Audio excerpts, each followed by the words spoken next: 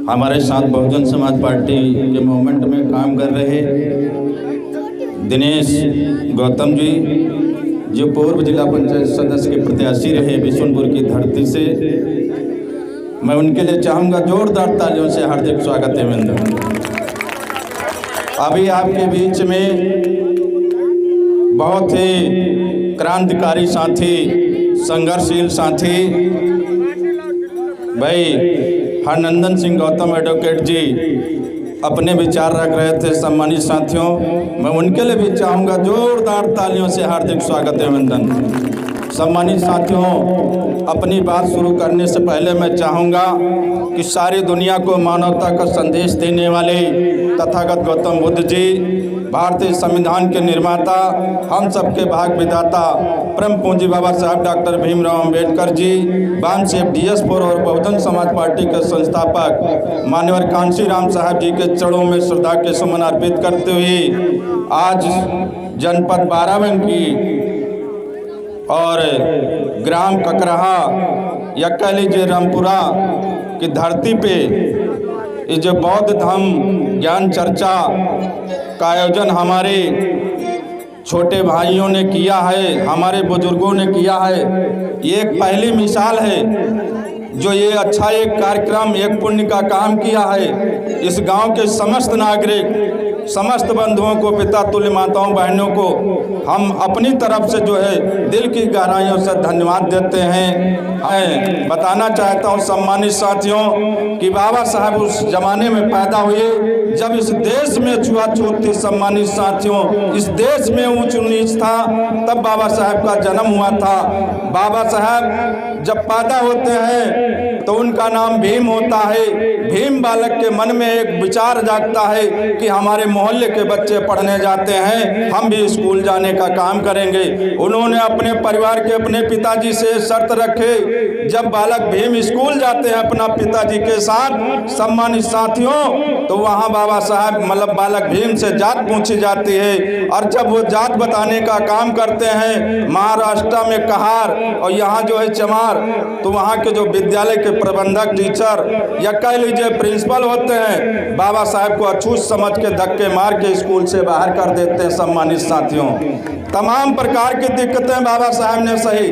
बाबा साहब जब किसी अपने पिताजी की सिफारिश से, बड़ी सिफारिश से जब एक स्कूल में दाखिला मिलता, सम्मानित साथियों, तो वहाँ शर्तें रखी जाती हैं कि बाबा साहब आपका नाम तो लिख लिया जाएगा, लेकिन सवर्ण के बच्चे कमरे के अंदर बैठेंगे, आपको बाहर बैठना पड़ेगा, घर से टाट पट्टी लानी पड़ेगी और आप पानी स्वयं नहीं पी सकते हैं। जब अदर कास्ट के बच्चे आपको पानी पिलाने का काम करेंगे तभी आप पानी पीने का मतलब मौका पाएंगे।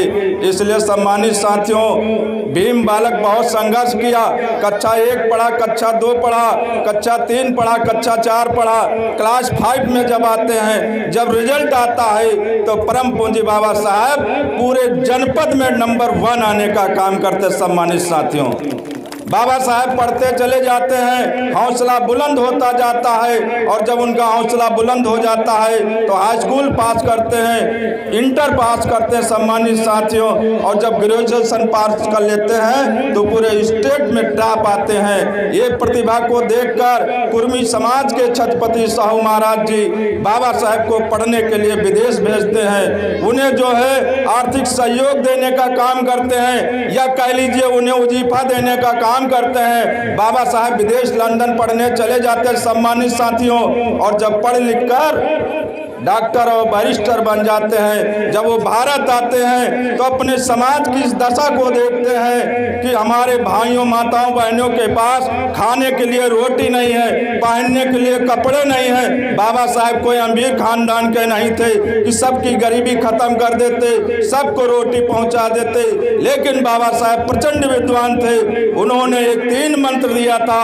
वो कौन से मंत्र है सम्मानित साथियों? पहला मंत्र दिया था, आज भी हमारे घरों में बाबा साहब की तस्वीर लगी होती है, आज भी हम बाबा साहब की जो मूर्तियां लगी होती है उस पर साफ साफ लिखा होता है कि शिक्षित बनो, संगठित हो, संघर्ष करो।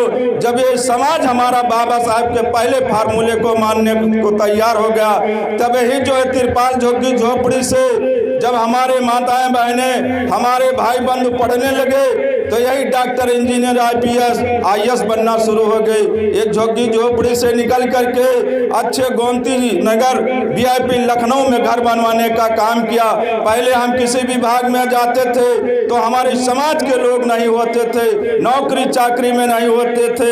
ये बाबा साहब का पहला फार्मूला है। सम्मानित साथियों, अगर आज हम लोग पढ़े लिखे नहीं होते, जिस मुकाम पर हम पहुंच गए, शायद ये नसीब नहीं होता।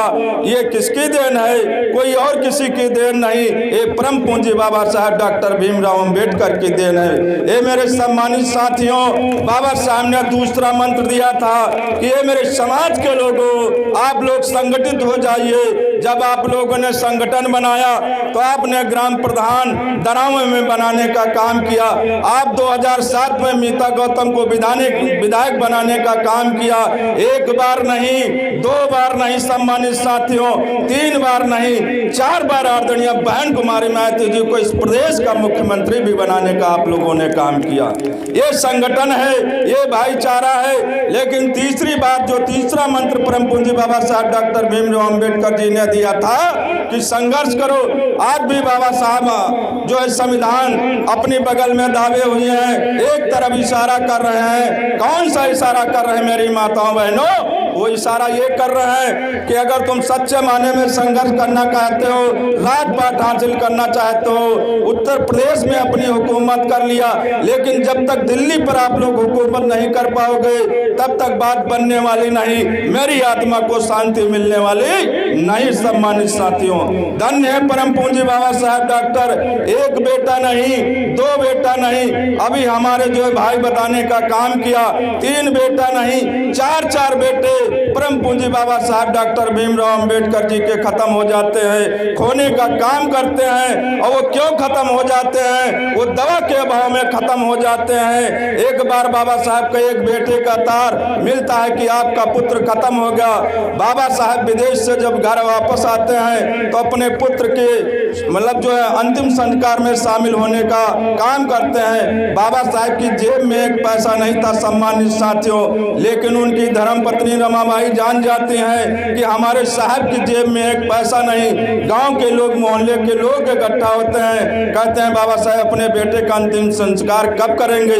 मेरे सम्मानित साथियों, ये बात जब माता रमाबाई जान जाती हैं तो आधी साड़ी मतलब जो है फाड़ करके अपने बेटे को लपेट करके बाबा साहब को देने का काम करती हैं, तभी बाबा साहब का अंतिम संस्कार होता है। सम्मानित साथियों, मैं कहता हूँ, दुनिया कहती है कि बाबा साहब खत्म हो गए। बाबा साहब न खत्म हुए हैं, न कभी खत्म होंगे। बाबा साहब अजर हैं, अमर हैं, हमेशा बाबा साहब रहेंगे, जिंदा हैं और जिंदा रहेंगे। ये सम्मानित साथियों, इस समाज के लिए बाबा साहब बहुत कुछ करके गए। हम लोगों को एक वोट देने का अधिकार दिया, हम लोगों को पानी पीने का अधिकार दिया, नारी को सम्मान दिया। आज हम स्वतंत्र रूप से जो जिंदगी जी रहे हैं, चाहे आर्थिक हो, चाहे धार्मिक हो, चाहे शैक्षणिक हो, चाहे राजनीतिक हो, ये किसी की और देन नहीं है, ये परम पूज्य बाबा साहब डॉक्टर भीमराव अंबेडकर की देन है।